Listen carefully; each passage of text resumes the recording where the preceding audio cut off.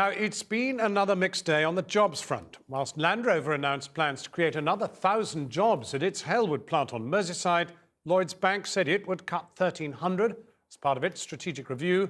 A new survey of more than 2,000 firms by the recruitment company Manpower UK suggests more are looking to hire staff than let people go, but it often feels like it's one step forward, one step back. Tonight, we launch a new series, the Channel 4 Jobs Report, looking at the world of work from barrister to barista. Here's our business correspondent, Sarah Smith.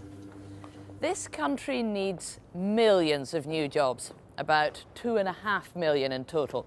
And the Channel 4 Jobs Report is going to explore where we might find them. I've been visiting some very different workplaces all across the country, asking what it takes to create a brand new job and what's stopping companies from generating more of them.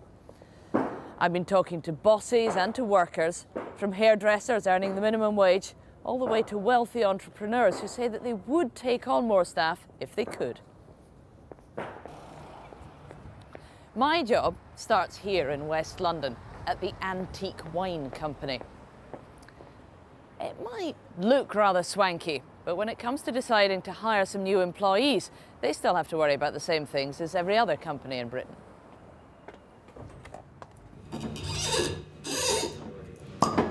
Admittedly, austerity doesn't seem to have affected their business too badly.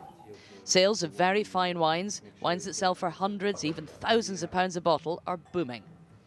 No, very charming. Exquisite French vintages are being shipped to China all the time.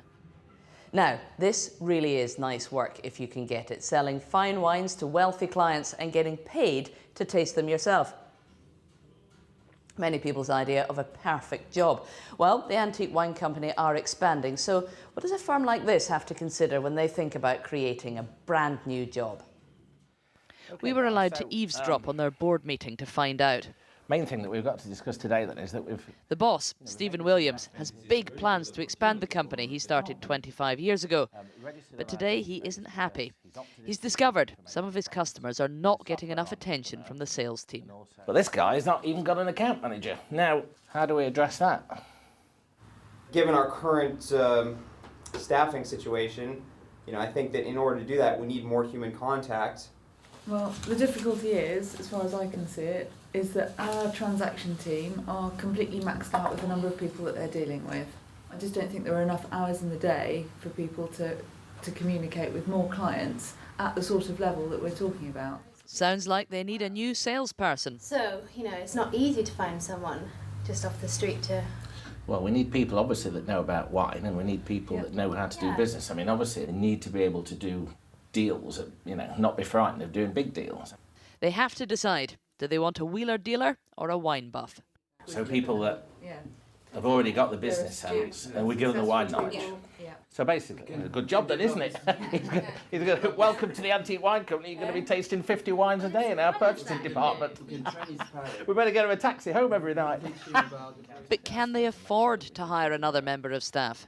I mean, if this guy's successful, he's going to be earning between 100 and 200,000 a year. So we've got to make sure that we can afford that. Right. I mean, can we afford it?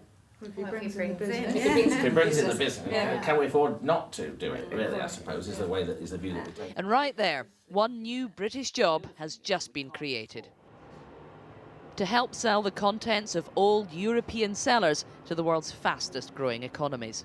We've seen tremendous growth from emerging markets. We've got Russian zillionaires who have 3 homes around the world, a wine cellar in 2 and another one on the yacht and a small one in the plane. And we've seen from China wine consumption increasing. So you just decided to create a brand new job? Yes, absolutely, and I think we've done that and following a very logical process. And I'm confident that we'll find the right person to fill that role. Most people looking for a job in Britain right now are not going to find one quite like this, one that pays a minimum of 100 grand a year. No one here is working for the minimum wage. While way at the other end of the income scale, these young trainees are paid the lowest wages in Britain. Yet even these jobs are getting much harder to find.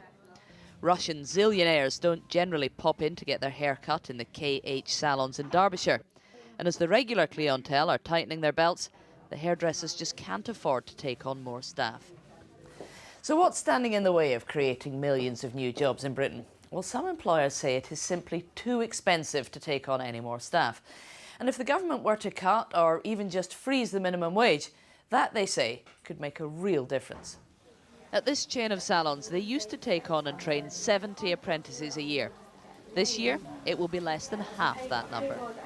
Wages is one of the biggest parts of our business, and if the minimum wage goes up every year, every 1st of October, the franchisees have to look at their budget and think, well, I can't afford to take on as many as I would really like to.